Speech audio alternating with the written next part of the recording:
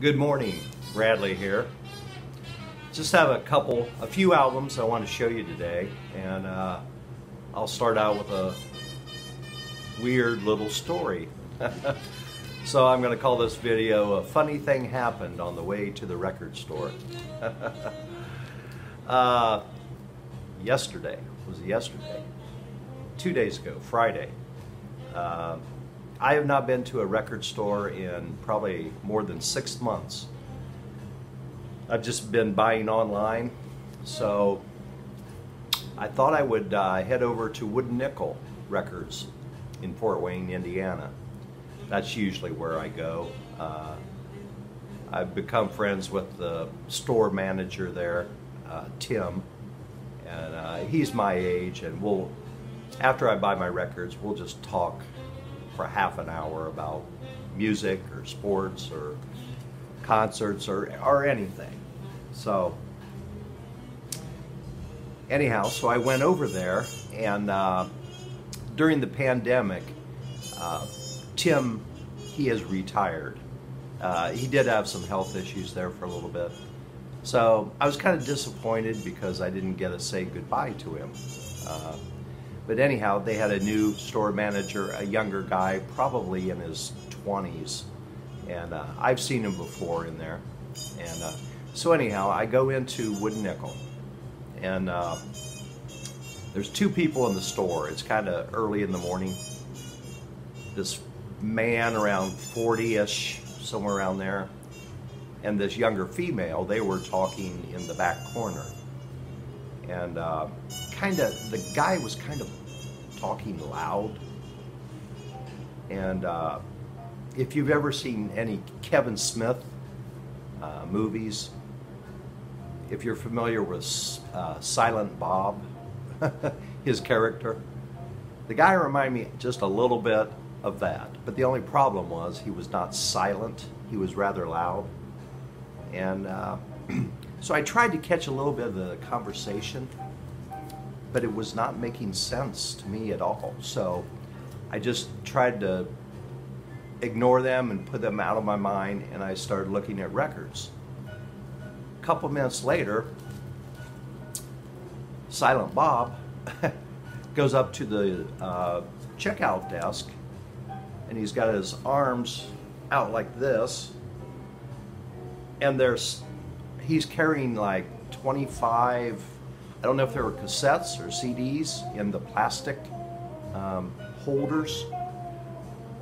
He had his arms full of them, and he just walks slowly right beside the checkout, out the front door.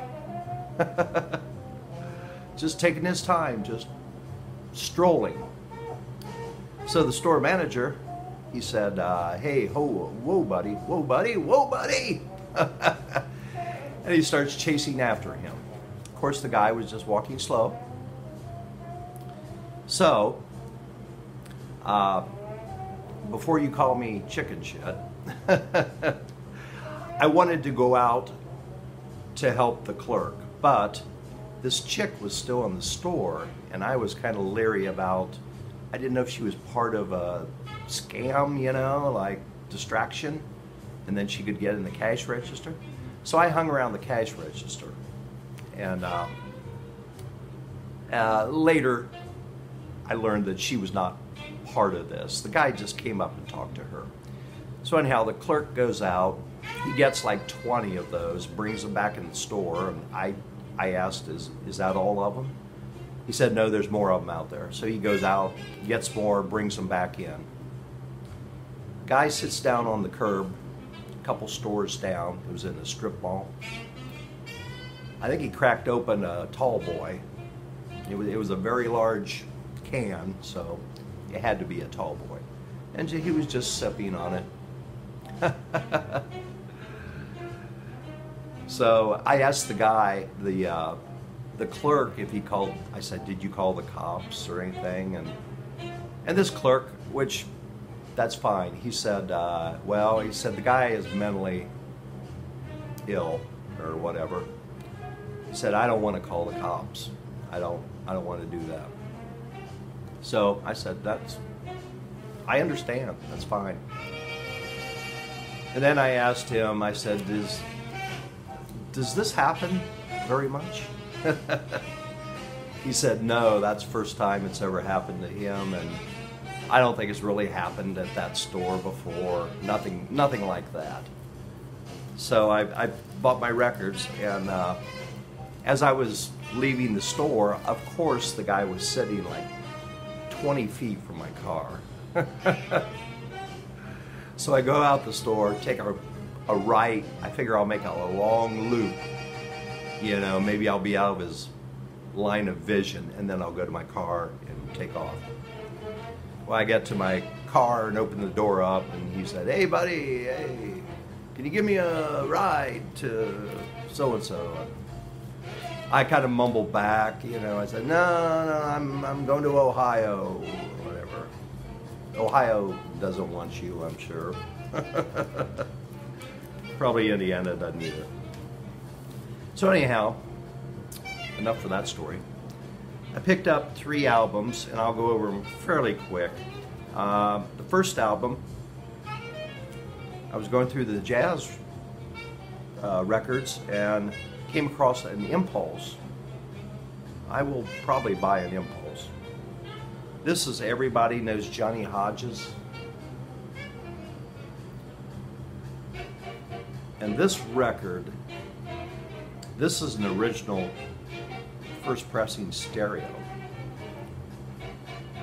The cover is absolutely immaculate. The only thing, very slightly, is little tiny crease up there. But this was from 1964. So this album is very old. And it's like it's never been, it's almost like it's never been opened, never been played. I don't understand it. It's crazy. I will show you the label because this is a first pressing there.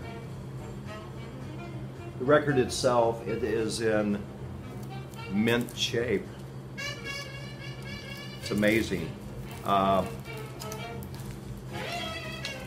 did do the smell test to ensure that it was an original, and you catch just a very slight mustiness in here. So this is an old record. Now also, I was amazed, this was in the inside the jacket. It's like a impulse brochure. I suppose maybe they either stuck these in the albums or maybe they had them at the record store.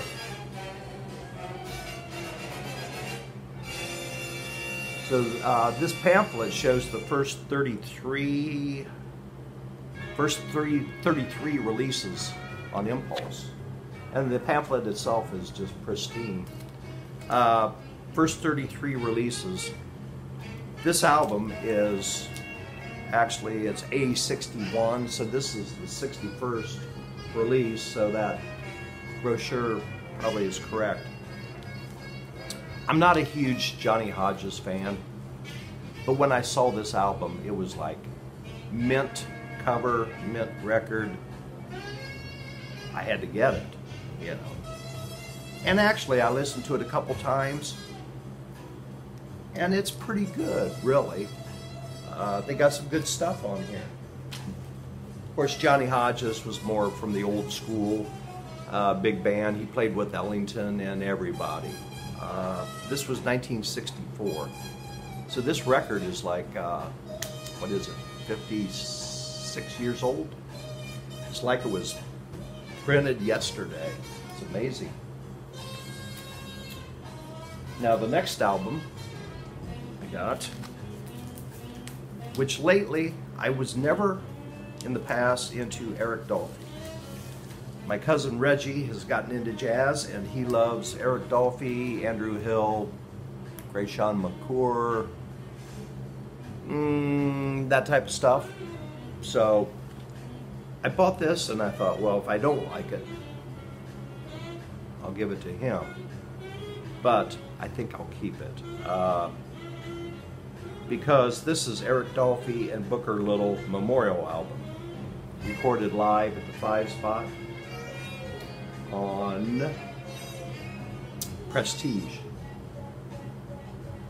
Actually, I was looking at Volume 1. I think that has been reissued. So that's available. But this is actually Volume 3. Now on the cover and on the back, it does not say anything about Volume 3. But on the actual record, it does say at the 5 Spot, Volume 3, Eric Dolphy. It's that Prestige green label. So this is from 1965, I believe. The first volume was released in 61. Volume 2, I think, was released in 64.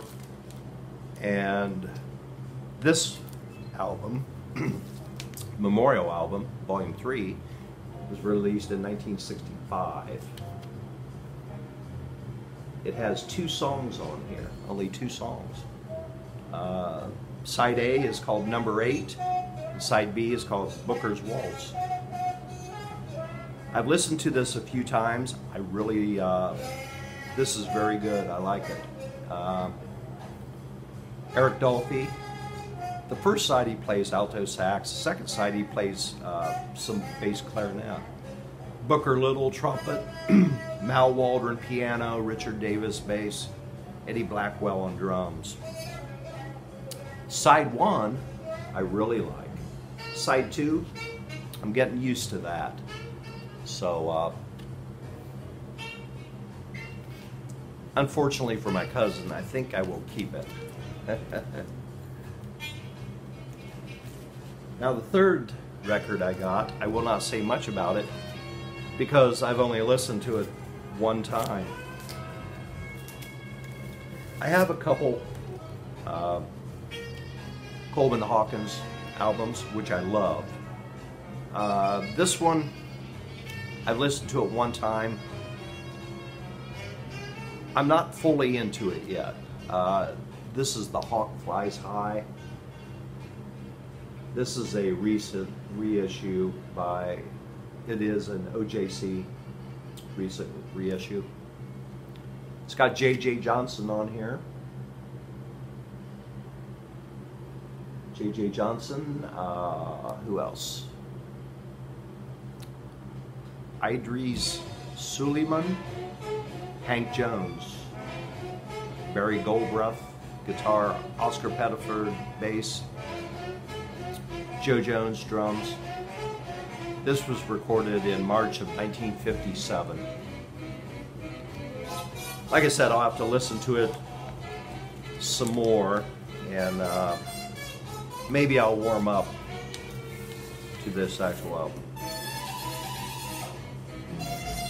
Well, I said no, okay. This is OJC, but it was on the Riverside label originally. So it sounds pretty good. I'll just have to listen to it some more. So that pretty much wraps it up for my record buying experience. If all my buying experience is going to be like that in the future, maybe I'll stick with Discogs and Amazon. I don't know. Weird. Thank you for watching. I will catch you the next time. We'll see you.